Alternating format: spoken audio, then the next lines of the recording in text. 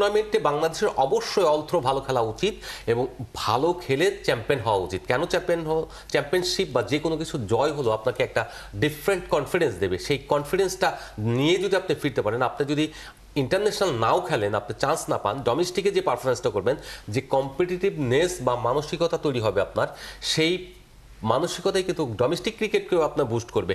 যদি ডোমেস্টিক ক্রিকেটটা বুস্ট করে তাহলে কিন্তু বাংলাদেশের জন্য সামগ্রিকভাবে লাভ।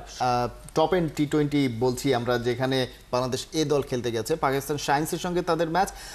নুরুল হাসান সোহান প্রথম থেকেই বলে রেখেছেন এবং কনফিডেন্টলি তিনি বলে রেখেছেন যে তিনি এই টুর্নামেন্টে এবার চ্যাম্পিয়ন হতে চান।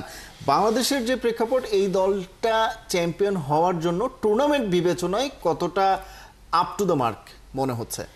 আমার কাছে মনে হয় যে গতবার যদি 2024 সালে যখন গিয়েছিল এইচপি দলটা গিয়েছিল, সঙ্গে কিছু সিনিয়র ক্রিকেটার ছিলেন, কিন্তু এই দলটা কিন্তু অলমোস্ট ন্যাশনাল টিম বলতে পারেন আপনি। যদি আপনি লিটন কুমার দাসের টিমটাকে যদি ধরেন 20, এটা 19, তো সেই 19-এর জায়গায় সাধারণত তাদের চ্যাম্পিয়ন হওয়া উচিত। একটা বেঞ্চমার্ক সেট করে দিয়ে এসছে আপনার এইচপি টিম, সেখান থেকে এখন এই টিমের উচিত, যে সোহানের উচিত যে চ্যাম্পিয়ন হওয়াই। কারণ শাহিন্সের সঙ্গে খেলা হবে। শাহিন্স গতবারে খুব ভালো করেছে বাংলাদেশের সঙ্গে, তা নয়। তো শাহিন্সকে ওই কন্ডিশনের সবচেয়ে বড় প্লাস পয়েন্ট হবে যে এইরকম একটা নিরপেক্ষ দল, অর্থাৎ তৃতীয় একটা দেশ যাদের সঙ্গে খেলবে নিরপেক্ষ একটা ভেন্যুতে, সেই ভেন্যুতে যদি খেলে বা ভালো পারফরমেন্স করতে পারেন তাহলে একটা কনফিডেন্স কিন্তু তৈরি হবে। That is the big. আরেকটা জিনিস হচ্ছে যে এখানে একটা কথা না বললেই নয়, সেখানে হচ্ছে যে এই যে 15 জনের দল নিয়ে টি-20 টুর্নামেন্টে খেলতে গেছেন, শুধু কিন্তু টি-20 না, একটা 4 ডে ম্যাচ রয়েছে, যে কারণে এখানে দেখবেন বেশ কয়েকজন সিনিয়র টেস্ট ক্রিকেটারকে নেওয়া হয়েছে।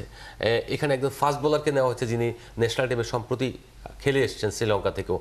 তো এই যে প্লেয়ারদেরকে নেওয়া, কাউকে কখনো কনফিডেন্স দেওয়ার জন্য, তার ব্যাক অফ দ্য মাইন্ড বা স্কিলে যদি ঘাটতি থাকে সেটাকে তুলে আনার জন্য অনেক সময় নেওয়া হয়। তো যেটা বললেন যে এই টুর্নামেন্টে বাংলাদেশের অবশ্যই অল্থ্রো ভালো খেলা উচিত এবং ভালো খেলে চ্যাম্পিয়ন হওয়া উচিত। কেন চ্যাম্পিয়নশিপ বা যে কোনো কিছু জয় হলো আপনাকে একটা ডিফারেন্ট কনফিডেন্স দেবে। সেই কনফিডেন্সটা নিয়ে যদি আপনি ফিরতে পারেন, আপনি যদি ইন্টারন্যাশনাল নাও খেলেন, আপনি চান্স না পান, ডোমেস্টিকে যে পারফরমেন্সটা করবেন, যে কম্পিটিটিভনেস বা মানসিকতা তৈরি হবে আপনার, সেই মানসিকতাই কিন্তু ডোমেস্টিক ক্রিকেটকেও আপনার বুস্ট করবে।